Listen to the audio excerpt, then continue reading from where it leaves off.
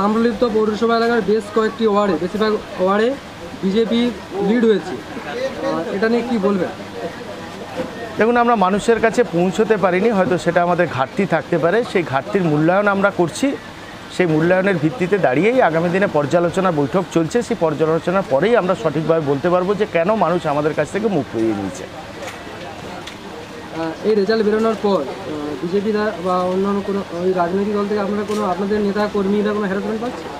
সব জায়গাতেই হচ্ছে। আজকের জেলায় দুটো সিটে ভারতীয় জনতা পার্টির প্রার্থীরা জয়লাভ করার পরে সারা জেলা জুড়ে একটা সন্ত্রাসের বাতাবরণ তৈরি হয়েছে। নিশ্চয়ই আপনি জানেন যে আজকের মুখ্যমন্ত্রীর প্রতিনিধি দল খেজুরির বুকে আজকে তারা আসছেন।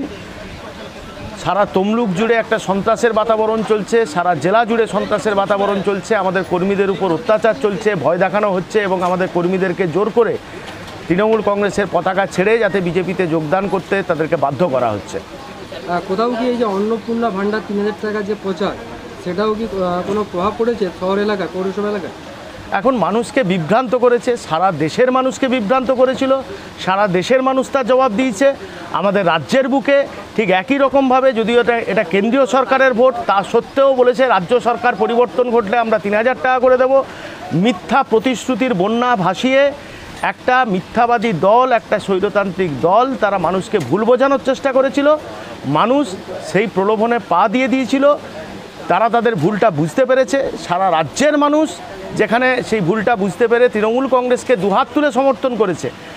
বিক্ষিপ্তভাবে আমাদের জেলাতে একটা অঘটন ঘটেছে, সেই অঘটনের মূল্যায়ন আমরা করছি এবং আগামী দিনে আমরা মানুষের পাশে গিয়ে মানুষের সঙ্গে সমস্ত রকম কথাবার্তা বলে তাদেরকে আবার তৃণমূল কংগ্রেসের পতাকা তলে 2026-এ ঘুরিয়ে আনার জন্য যা যা কাজ করার দরকার সমস্ত কাজ আমরা করব।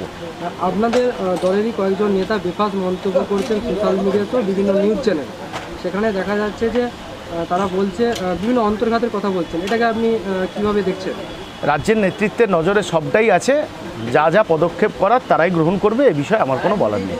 আর একটা প্রশ্ন হচ্ছে, বিজেপি লিড পাওয়ার পর তমলুক পৌরসভা এলাকায় তারা বিভিন্ন পরিষেবা থেকে বঞ্চিত হচ্ছে, কোথাও কোথাও পানীয় জল বন্ধ করে দেওয়া হয়েছিল, এরকম একটা সূত্রের খবর।